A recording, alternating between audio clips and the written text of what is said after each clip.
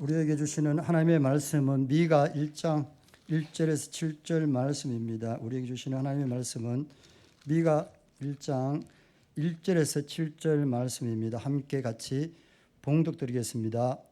유다의 왕들 요담과 아하스와 히스기야 시대에 모레셋 사람 미가에게 임한 여호와의 말씀 곧 사마리아와 예루살렘에 관한 묵시라. 백성들아 너희는 다 들을지어다. 땅과 거기에 있는 모든 것들아 자세히 들을지어다. 주 여호와께서 너희에게 대하여 정언하시되 곧 주께서 성전에서 그러하실 것이니라. 여호와께서 그의 처소에서 나오시고 강림하사 땅의 높은 것을 밟으실 것이라. 그 아래에 산들이 높고 골짜기들이 갈라지기를 불 앞에 밀초 같고 비탈로 쏟아지는 물 같을 것이니 이는 다 야곱의 허물로 말미암음이요 이스라엘 족속의 죄로 말미암음이라. 야곱의 허물이 무엇이냐? 사마리아가 아니냐? 유다의 산당이 무엇이냐? 예루살렘이 아니냐? 이러므로 내가 사마리아를 들의 무더기 같게 하고 포도 심을 동산 같게 하며 또 그 돌들을 골짜기에 쏟아내리고 그 기초를 드러내며 그 새긴 우상들은 다 부서지고 그 음행의 값은 다 불살라지며 내가 그 목상들을 다 깨뜨리리니 그가 기승의 값으로 모았은저 그것이 기승의 값으로 돌아가리라. 아멘. 이 시간에는 담임 목사님 나오셔서 허물이 된 성전이라는 제목으로 말씀을 선포하시겠습니다. 비가 참 많이 왔습니다. 그래서 이제 비가 안 오지만 우리나라뿐만이 아니라 비 때문에 참 많은 사람들이 생명을 잃었습니다. 우리가 매주 나와서 예배를 드리지만 여러분들 이 예배의 시간이 여러분들의 삶에서 좀 귀중하고 또 소중하고 정말 마지막과 같은 그런 예배의 시간이 되었으면 참 좋겠습니다.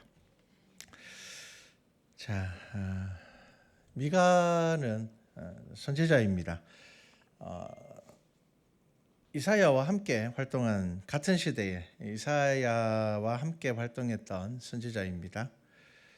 그리고 이 미가서의 말씀은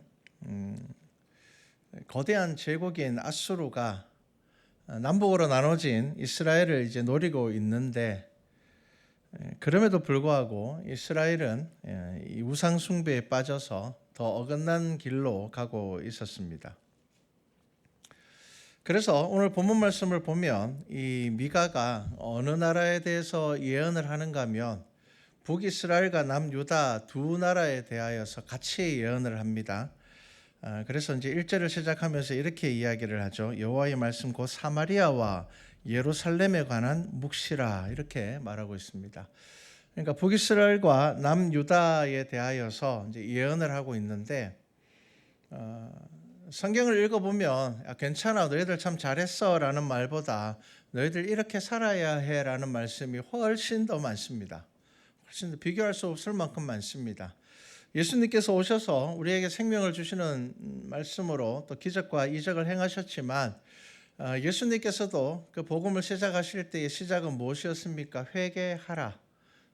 천국이 가까이 왔다라는 것입니다. 괜찮어라는 것이 아니라 회개해야 돼라는 것을 말씀하셨죠. 지금 이제 미가가 북이스라엘과 남유다에 대하여서 예언을 하는데 중요한 말씀은 5절 말씀입니다. 이 5절 말씀을 중심으로 나누려고 합니다. 자, 5절 말씀에 이렇게 나와 있습니다. 지금 북이스라엘과 남유다를 하나님께서 다 흩으실 것이고 무너뜨릴 것인데 그 이유가 뭐냐 하면은 이는 다 야곱의 허물로 말미암음이요라고 합니다. 이 야곱의 허물이라는 말은요 북이스라엘을 지칭을 합니다. 남북으로 나눠졌을 때 베냐민과 유다 두 지파만 밑으로 내려왔고요. 나머지 다 10지파가 이제 위로 북이스라엘이 되어버렸죠. 그래서 야곱이라고 이야기할 땐 보통 북이스라엘을 이야기합니다. 야곱의 허물로 말미암음이요 이스라엘 족속의 죄로 말미암음이라. 자, 야곱의 허물이 무엇이냐? 사마리아라고 이야기를 합니다. 자, 야곱의 허물은 사마리아입니다. 유다의 산당이 무엇이냐? 예루살렘이 아니냐 이렇게 이야기를 합니다. 자, 북이스라엘의 수도가 사마리아입니다. 그리고 사마리아에 뭐가 있는가 하면요, 성전이 있습니다. 북이스라엘이 남북으로 나눠지고 나니까 어떻게 되겠습니까? 그들이 여전히 하나님을 믿고 있고 언약을 붙잡고 있는데 이제 남유다로 예배를 드리러 갈 수 없으니 북이스라엘에다가 성전을 하나 지어 놓은 겁니다. 자, 그래서 사마리아라고 이야기할 때는 북이스라엘의 수도라는 의미도 있지만 그 성전을 의미하기도 합니다. 자, 미가가 뭐라고 이야기를 하는가 하면 허물이 있는데 그 허물이 뭐냐 하면 사마리아이고 예루살렘이라는 것입니다. 성전이 허물이 되었다는 겁니다.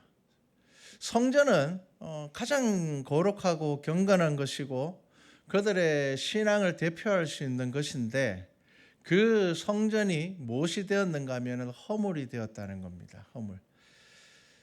자, 성전이 무엇입니까? 성전은요, 이제 구약 성경에서 성막과 성전은 같은 것입니다. 고정된 건물이 성전입니다. 원래 성막이었죠.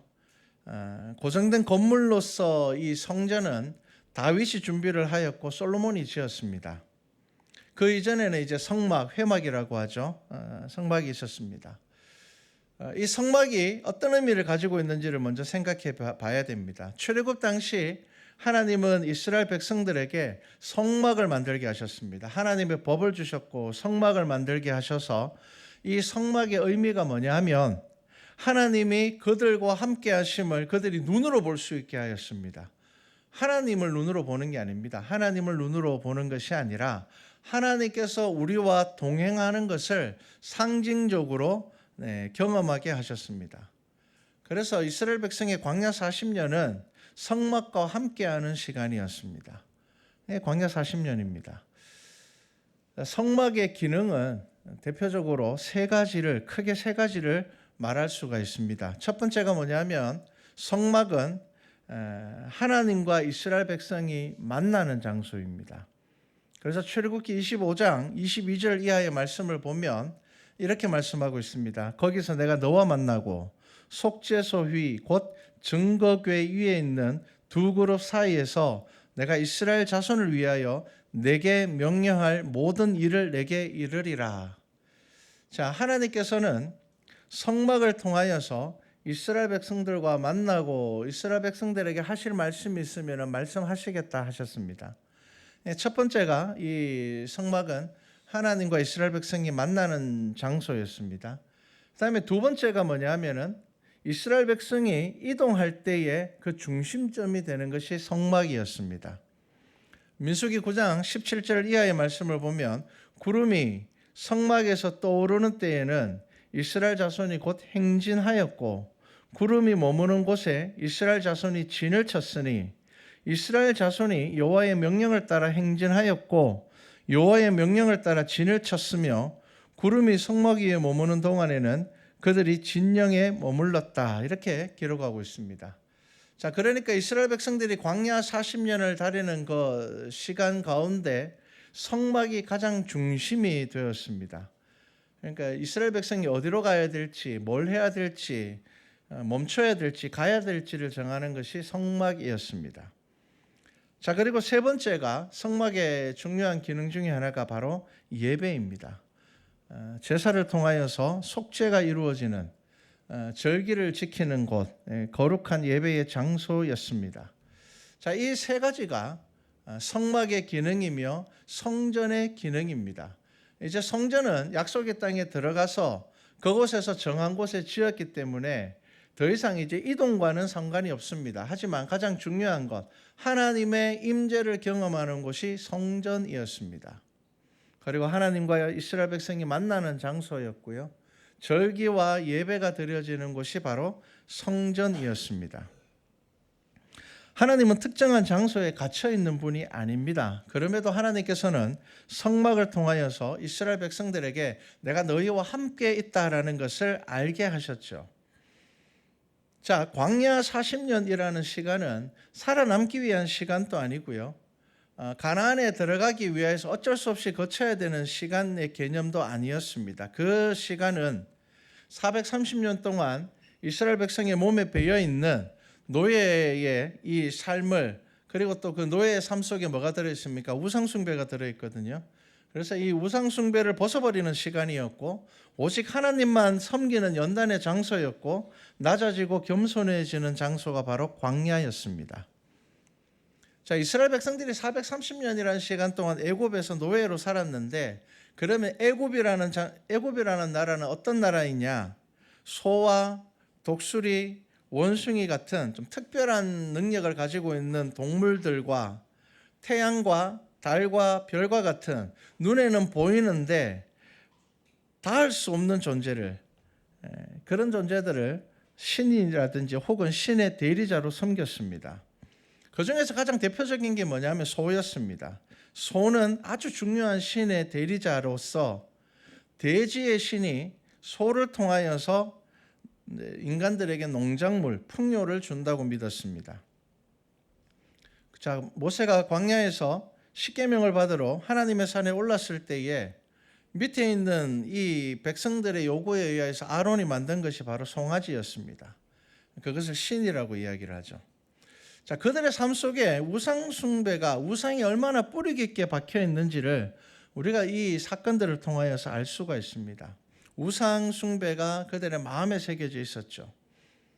지금도 인도에서 소를 섬기는 이유는요.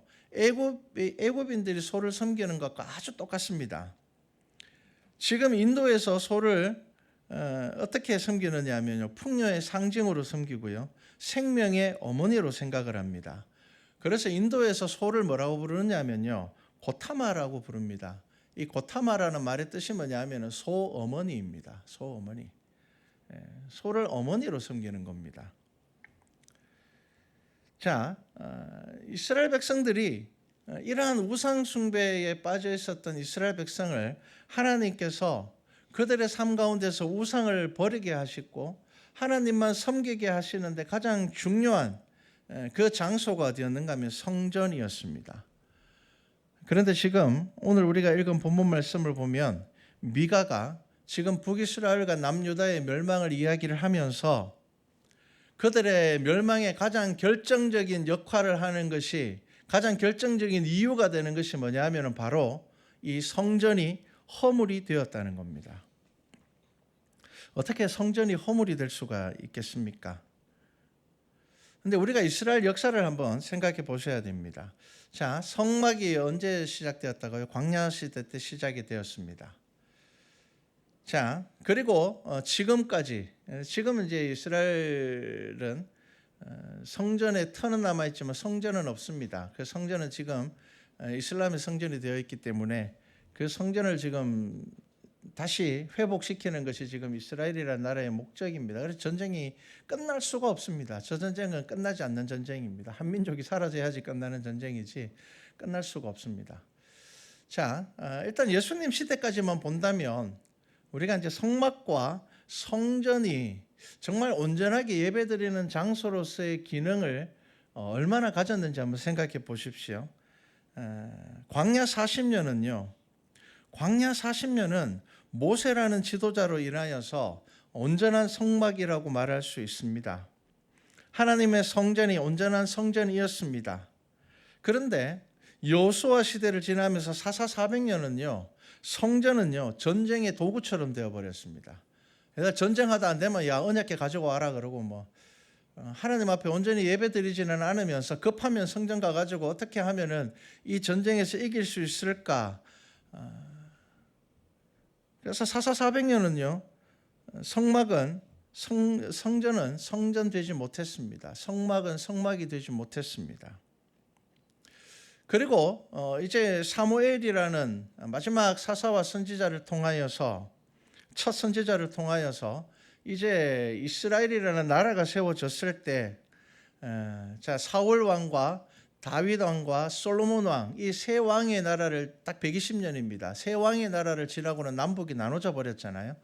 자, 그러면 정말 그들이 성막이라는 오랜 시간을 지나서 정말 성전이 성전되지 못하고 올바른 기능을 하지 못하고 겨우 이제 하나님의 백성들이 이스라엘이라는 나라를 세웠는데 그러면은 성전이 성전의 역할을 제대로 했는가? 한번 보십시오. 사울은 어떻게 했습니까? 사울은 사무엘을 기다리지 않고 자기가 막 제사 지내려고 하고 뭐 그랬던 왕입니다. 그래도 사울 왕 시대에는 사무엘이라는 이 선지자가 있었기 때문에, 제사장이 있었기 때문에, 그렇기 때문에 성전은 겨우 성전의 명맥을 유지할 수 있었습니다. 물론 그때는 성막이었습니다. 자, 그런데 이제 다윗의 시대가 되어서 이제 성막을 이제 예루살렘으로 가지고 옵니다. 그래서 다윗이 막 바지가 내려갈 만큼 춤추지 않습니까? 언약궤가 돌아오는 것이 너무 좋아서. 자, 그런데 다윗의 시대에는 그나마 성전이 성전의 역할, 성막이 성막의 역할을 했다고 이야기할 수 있습니다. 자, 그런데 이제 솔로몬이 이제 성막이 아니라 고정된 건물로서의 성전의 시대를 시작하게 했습니다. 자, 그런데 우리가 아는 것처럼 솔로몬이 어떻게 했습니까? 자기가 지은 성전에서 우상 숭배를 하게 됩니다. 자, 사울도 필요할 때만 성막을 찾았고요. 언약궤를 찾았고요. 하나님께 제사를 드렸고요. 다윗 한 시기에 정말 하나님의 말씀이 올바로 섰으며 절기가 올바로 세워졌고 예배가 예배였습니다. 그런데 솔로몬의 시기에 우상 숭배가 들어왔으니 성전이 성전된 시기가 얼마 되지 않습니다. 그리고는 남북으로 나눠져 버렸으니까요. 뭐 남유다에서는 예배가 온전히 드려질 때도 있었지만 다윗의 길을 따라가는 위대한 왕이 세워졌을 때는 절기가 살아나고 예배가 살아났지만 또 다윗의 길을 따르지 않는 왕들이 세워졌을 때는 그 성전 안에서 우상 숭배가 이루어졌습니다. 결국은 북이스라엘이 먼저 멸망하였고 남유다가 조금 더 있다가 멸망하게 됩니다. 결국은 왜 멸망했다고요? 성전이 허물이 되었기 때문입니다. 여러분, 이 말씀을 우리가 잘 묵상하셔야 됩니다. 솔로몬 왕 이후에 남북으로 갈라지고 난 다음에 북이스라엘은 사마리아에 자신의 성전을 따로 세웁니다. 그리고 제사장도 따로 막 정하게 됩니다. 나라가 나뉘어지는 순간 우상 숭배는 피할 수 없는 문제가 되었습니다. 북이스라엘의 왕인 여로보암이 성전을 지은 것은 겉으로 보기에는 쟤들이 남북으로 나눠졌지만 여전히 하나님께 예배 드리려고 하는 어떤 신앙의 모습처럼 보이지만 그 속사정은 전혀 다릅니다. 북이스라엘 백성들이 남유다로 예배를 드리러 가서 자신의 나라가 무너질까 하는 불안함으로 성전을 하나 지은 겁니다. 자신의 권력을 유지하기 위해서 성전을 지었습니다. 그렇게 성전을 지었다면 제대로 된 제사장을 세우고 제대로 된 예배를 드리기 위해서 애써야 되는데 그랬다면 북이스라엘의 역사가 달라질 수도 있었을 것입니다. 그런데 그들이 어떻게 했습니까? 송아지를 만들고 섬기게 했습니다. 자, 열왕기상 12장 27절 이하의 말씀을 보면 이 부분에 대해서 이렇게 기록하고 있습니다. 만일 이 백성이 예루살렘에 있는 여호와의 성전에 제사를 드리고자 하여 올라가면 이 백성의 마음이 유다 왕 된 그들의 주 르호보암에게로 돌아가서 나를 죽이고 유다의 왕 르호보암에게로 돌아가리로다 하고 이에 계획하고 두 금송아지를 만들고 무리에게 말하기를 너희가 다시는 예루살렘에 올라갈 것이 없도다. 이스라엘아, 이는 너희를 애굽 땅에서 인도하여 올린 너희의 신들이라 하고 하나는 베델에 두고 하나는 단에 둔지라. 이 일이 죄가 되었으니 이는 백성들이 단까지 가서 그 하나에게 경배함이더라. 자, 남북으로 나라가 나눠졌습니다. 그런데 이스라엘 백성은 하나님의 언약으로 살은 역사를 가지고 있습니다. 그거 쉽게 버릴 수가 없습니다. 그러다 보니 절기를 지켜야 되고 예배를 드려야 되고 제사를 드려야 되는데 지금 북이스라엘의 왕인 여로보암이 생각하기에 이 절기를 지키러 보내면은 얘들이 남유다에 가가지고 거기서 제사를 지내면서 남유다의 왕이 르호보암에게 영향을 받아서 자기를 죽이고 이 나라가 사라질까 두려워서 성전도 짓고 제사장까지 지었는데도 불안하니까 뭘 했는가 하면요, 북이스라엘의 남쪽과 북쪽의 경계에다가 뭘 만들어가 세웠다고요? 송아지를 만들어서 금송아지를 만드는 겁니다. 금송아지를 만들어서 뭐라고 이야기를 합니까? 광야에서 이스라엘 백성들이 범하였던 죄와 똑같은 죄를 범하는 겁니다. 이 송아지가 너희를 애굽 땅에서 인도하여 올린 우리의 신이라는 겁니다. 자, 북이스라엘의 성전이 허물이 된 것은 왜일까요? 예배 드리기 위해서 지은 것이 아니기 때문입니다. 자기의 권력을 지키기 위하여서 만들었기 때문입니다. 자기의 것을 얻기 위하여서 만들었기 때문입니다. 남유다의 죄도 무엇입니까? 결국은 하나님께 예배드려야 되는 성전에서 우상숭배를 하였기 때문입니다. 여러분, 성경에서 말하고 있는 우상숭배를 단편적으로 그냥 다른 신을 섬기는 것으로 생각하시면은 오늘날 우리의 삶에 적용할 수가 없게 됩니다. 성경에서 말하는 우상숭배가 뭔지 아십니까? 나를 위하여서 신을 섬기는 것을 우상숭배라고 하는 것입니다. 여러분, 하나님은 나를 위하여서 믿는 것이 아닙니다. 여러분, 성경에서 우리가 하나님을 왜 믿어야 됩니까? 그분이 창조주 하나님이시기 때문에 믿는 겁니다. 내게 복을 주는 분이기 때문에 믿는 것이 아니라 가장 우선적인 믿음의 시작이 무엇이냐면 그분께서 이 세상을 창조하셨기 때문에, 그분께서 나를 지으신 분이시기 때문에, 하나님께서 나의 모든 것들을 주관하시는 나의 주인이시기 때문에, 하나님께서 나를 만드신 분이기 때문에 우리가 하나님을 섬기며 하나님을 알고자 하고 하나님의 뜻을 알고자 하는 것이지 나를 위하여서 섬기는 것이 아닙니다. 그래서 우상숭배라는 것은 나를 위하여서 무엇인가를 만들고 섬기는 것입니다. 우리가 예배를 드리는 이유가 자기 만족이라면 여러분 우상숭배가 될 수 있습니다. 내가 그냥 주일날 와서 예배 드리고 가면은 그냥 나는 뭔가 마음이 뿌듯하면서 내가 할 일을 다 한 것 같고 이것이 만족스럽다면 여러분, 그것이 나쁜 마음이라고 제가 이야기하고 싶지는 않습니다. 하지만 여러분, 그것이 전부가 되어서는 안 된다는 겁니다. 여러분, 제가 앞에 성전의 중요한 기능에 대해서 이야기를 했죠. 하나님을 만나는 장소입니다. 그리고 내가 어디로 가야 될지를 아는 것이 성전입니다. 이스라엘 백성이 이동할 때에 그것을 결정하는 것이 성전이었습니다. 그리고 예배를 드리는 곳입니다. 지금도 여전히 우리가 교회에 나오는 이유는 그 세 가지의 기능, 이 성전이 가지고 있는 그 세 가지를 기억하셔야 됩니다. 여러분, 이 자리에 나와서 예배 드리는 것, 여러분 한 주간의 삶 가운데서 여러분의 믿음의 마디를 만드는 것입니다.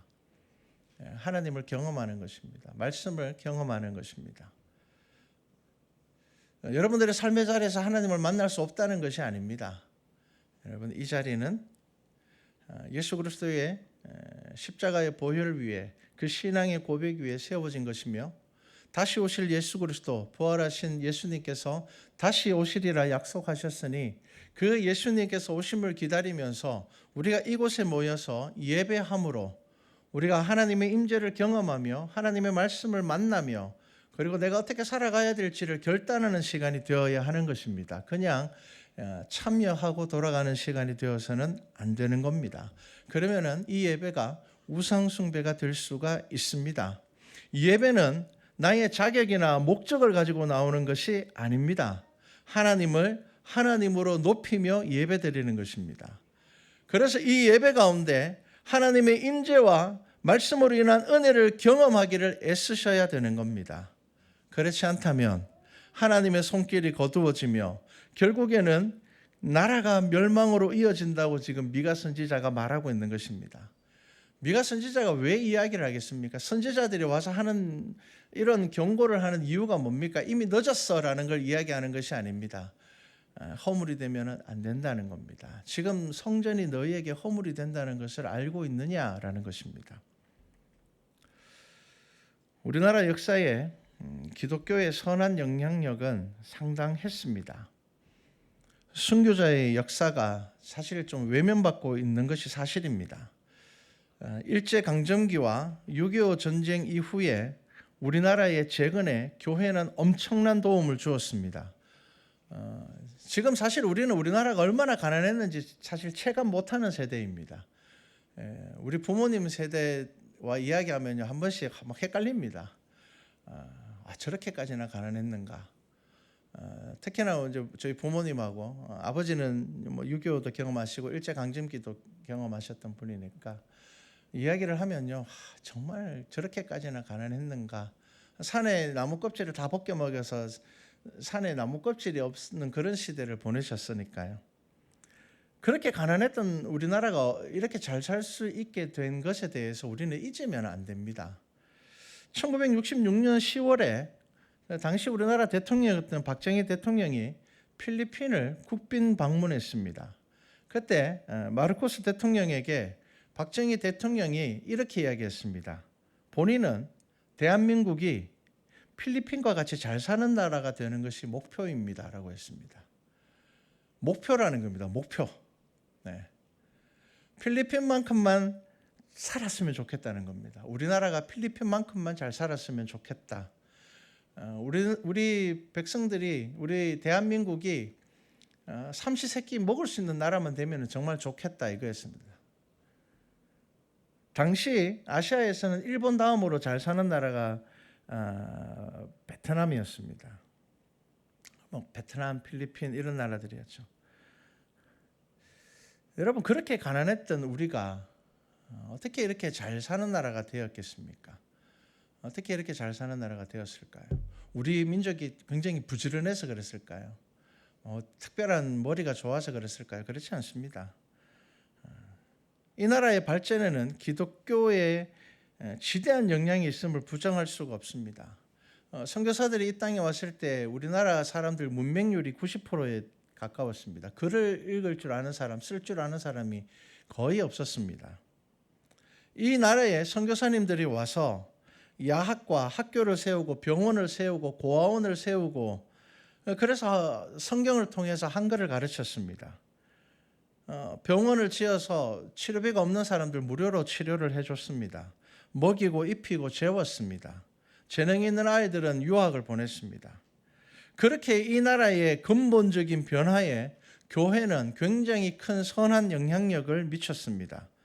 그랬던 교회가 이제는 기득권이 되어서 힘을 가지게 되면서 올바른 방향이 아니라 잘못된 방향으로 힘을 쓰고 서로를 돌아보는 교회가 아니라 우리 교회만 잘 되면 된다라는 생각이 가득하고 교회가 교회를 비난하는 지경에 이르렀습니다.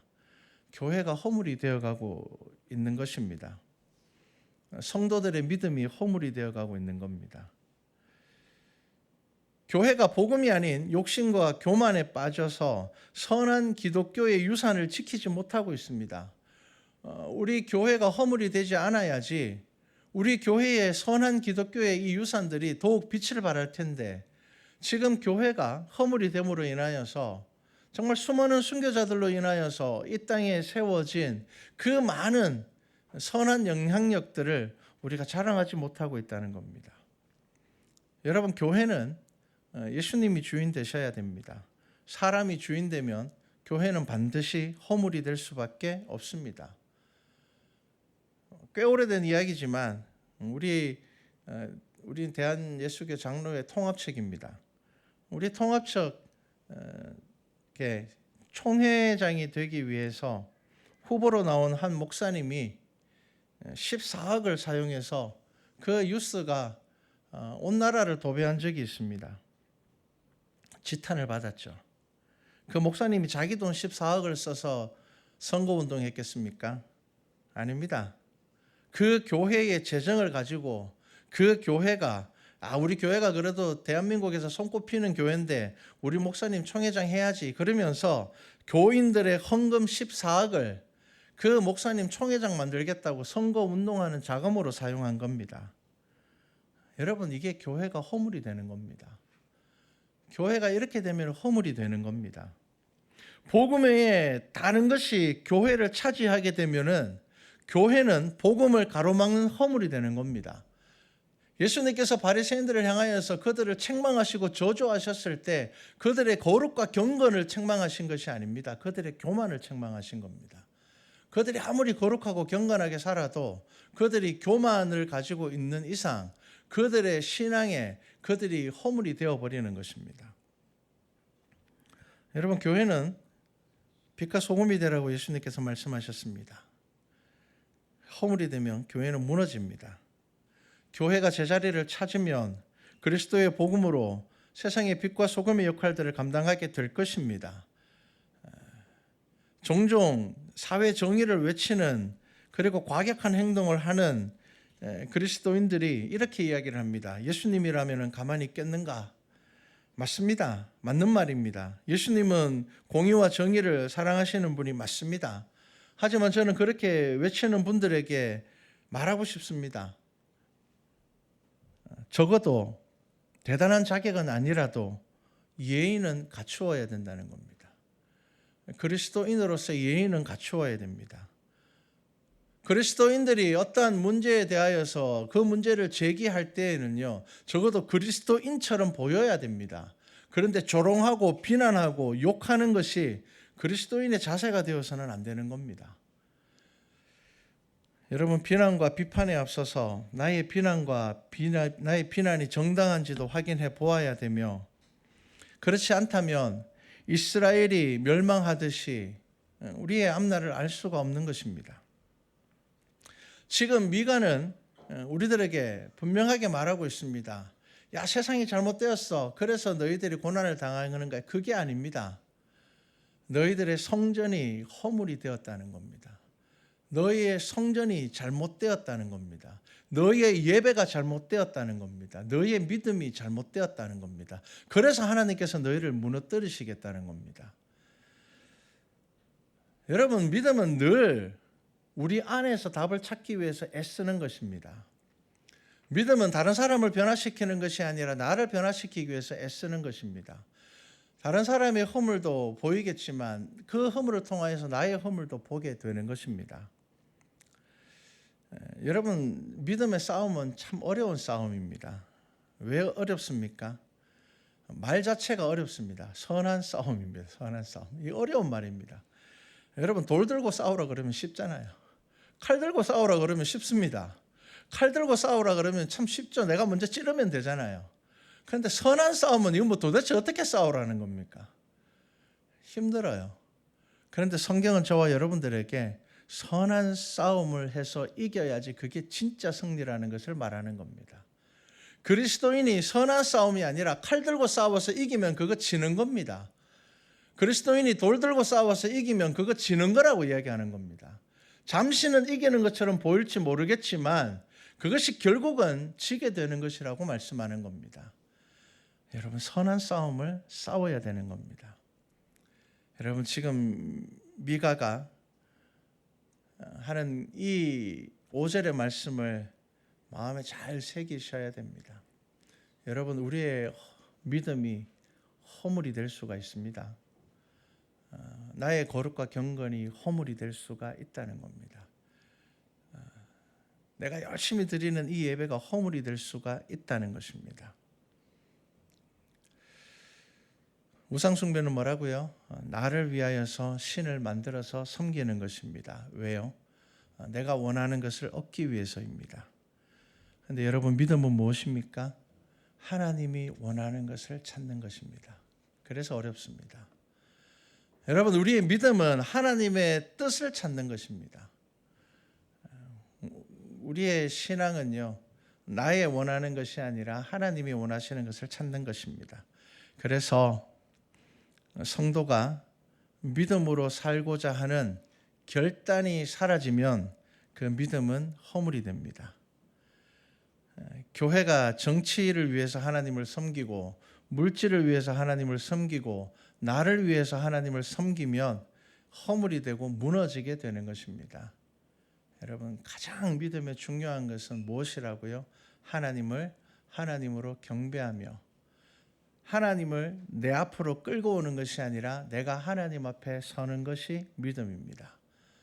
여러분, 이것을 잃어버리면 우리가 우상숭배에 빠지게 되고 우리가 허물이 되는 것입니다. 교회는 다음 세대에게 믿음이 무엇인지를 가르쳐 주는 것이 아니라 믿음으로 사는 방법을 보여줘야 되는 겁니다. 그래야지 교회 되는 겁니다.